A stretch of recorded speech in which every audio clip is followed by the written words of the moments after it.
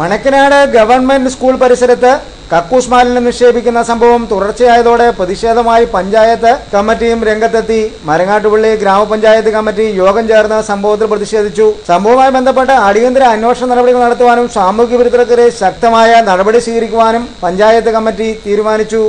President Belji ഇമാനുവലിന്റെ അധ്യക്ഷതയിൽ ചേർന്ന panchayat committee യോഗത്തിൽ പഞ്ചായത്ത് അംഗം തുളസിദാസാണ് ഈ വിഷയം അവതരിപ്പിച്ചത്. എന്നാൽ സംഭവം തുടർച്ചയായിട്ടും നിയമ നടപടി സ്വീകരിക്കാൻ മരങ്ങാട്ടുപള്ളി പോലീസ് തയ്യാറാകുന്നില്ലെന്ന ആക്ഷേപം ശക്തമാണ്.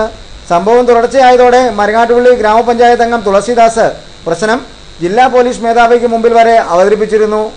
എന്നാൽ ഇത് സംബന്ധിച്ച ഔദ്യോഗിക പരാതികളില്ലെന്നും സാമൂഹ്യ വിരുദ്ധരെ നിരീക്ഷിക്കുന്നുണ്ട് എന്നതൊഴിച്ചാൽ കാര്യമായ നടപടികളില്ലെന്നുമാണ് പോലീസിന്റെ നിലപാട്.